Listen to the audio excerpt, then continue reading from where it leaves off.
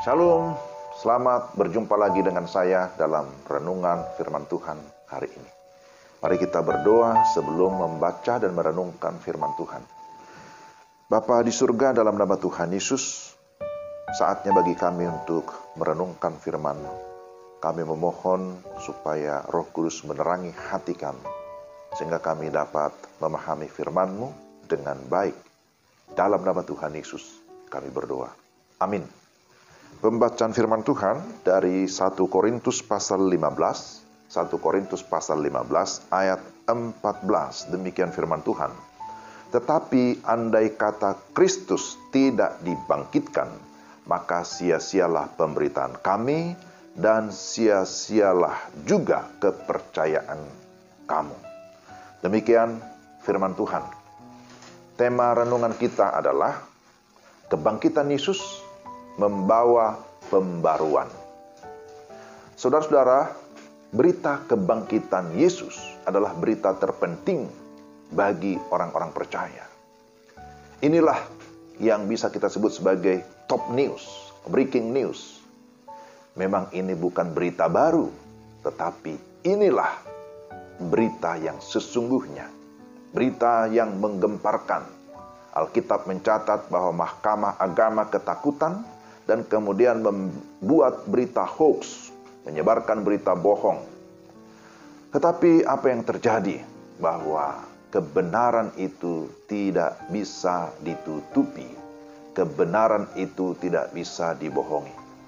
Saudara-saudara, Rasul Paulus, penulis surat 1 Korintus ini, sudah mengalami bagaimana kuasa kebangkitan Yesus di dalam dirinya. Nah, itulah sebabnya 1 Korintus pasal 15 dimulai dengan berita Injil yang lengkap. Di sana disebutkan ayat 3 sampai dengan ayat yang kelima. Sebab yang sangat penting telah kusampaikan kepadamu, yaitu apa yang telah kuterima sendiri. Siapa yang menerima? Paulus dalam hal ini. Bahwa Kristus telah mati karena dosa-dosa kita, sesuai dengan kitab suci. Bahwa ia telah dikuburkan, bahwa ia telah dibangkitkan pada hari yang ketiga sesuai dengan kitab suci, bahwa ia telah menampakkan diri kepada Kefas dan kemudian kepada ke-12 muridnya. Saudara-saudara, bagi Rasul Paulus berita kebangkitan Yesus, sekali lagi ini adalah berita yang terpenting di antara banyak yang penting.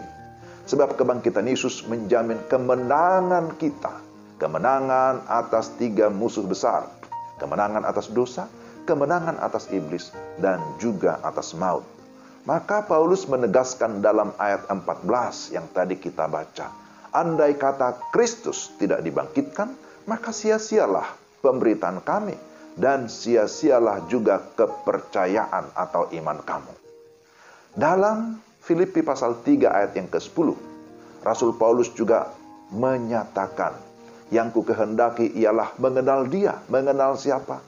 Mengenal Yesus Kristus dan kuasa kebangkitannya, di mana aku menjadi serupa dengan Dia dalam kematiannya. Saudara, pembaruan seperti apa yang sudah dialami oleh Rasul Paulus?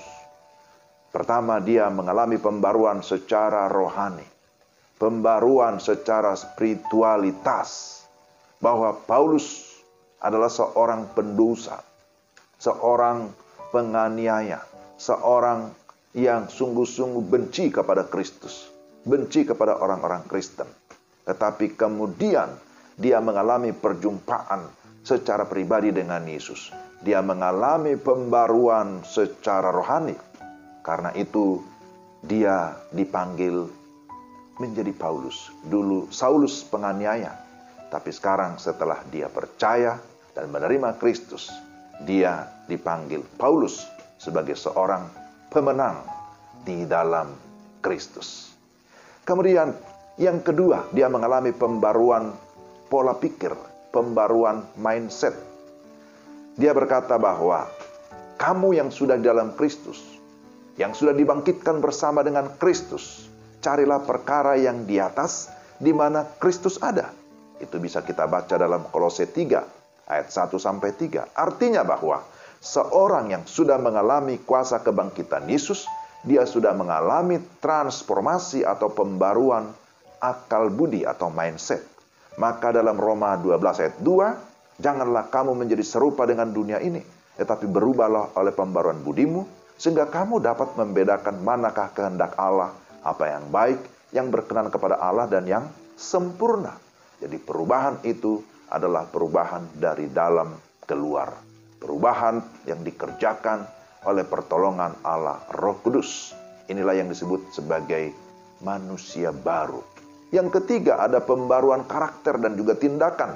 Orang yang sudah mengalami kuasa kebangkitan Yesus akan memiliki iman yang hidup. Pola pikirnya diubahkan. Kalau pola pikir diubahkan, karakternya juga mengalami perubahan. Maka karakternya menjadi karakter yang terpuji dan memuliakan Tuhan.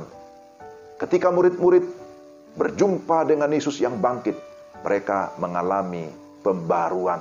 Dari takut menjadi berani, dari ragu menjadi pasti, dari sedih menjadi sukacita, dari kecewa kepada pengharapan, dari kehidupan yang sudah kacau sekarang menjadi damai sejahtera. Mereka mengalami pembaruan, dan setelah itu mereka bertindak. Apa yang mereka lakukan? Mereka dengan gigih berani memberitakan Injil sesuai dengan amanat Kristus. Mereka menjadi pelayan-pelayan yang luar biasa. Mereka melayani tanpa takut, tanpa pamrih, bahkan semua menjadi martir. Sama seperti Paulus juga. Dia menjadi seorang yang bekerja keras, yang begitu gigih memberitakan Injil, memberitakan Yesus yang sudah bangkit. Tidak lagi berfokus kepada diri sendiri, tidak lagi berfokus kepada egonya, sehingga dia berkata, hidupku bukan aku lagi, melainkan Kristus yang hidup di dalam aku. Kalau aku hidup bagi Dia, siap melayani kapan saja dan di mana saja. Karena itu, saudara-saudara yang terkasih dalam Tuhan Yesus Kristus, kita mengucap syukur, kita sudah mengalami kuasa kebangkitan Yesus. Kita sudah diangkat menjadi anak-anak Allah. Maka kita harus berbeda dengan dunia ini. Kita menjadi pribadi-pribadi yang sudah memiliki mindset yang diubahkan, yang memiliki karakter yang sudah diubahkan, dan kita mau melakukan apa yang Tuhan mau. Kita sudah diubahkan, maka kita juga harus berdampak di tengah-tengah lingkungan dimanapun kita berada, supaya orang lain juga diubahkan melalui pemberitaan kita. Tentu di sana Roh Kudus bekerja, memakai kita untuk menjadi berkat bagi banyak orang. Mari kita berdoa. Tuhan, terima kasih untuk firman-Mu. Kami memohon supaya Roh Kudus memberikan kami kemampuan dapat melakukan firman-Mu dengan baik. Dalam nama Tuhan Yesus, kami sudah berdoa. Amin. Demikian renungan kita hari ini. Selamat beraktivitas. Kiranya Tuhan menolong kita sekalian. Shalom.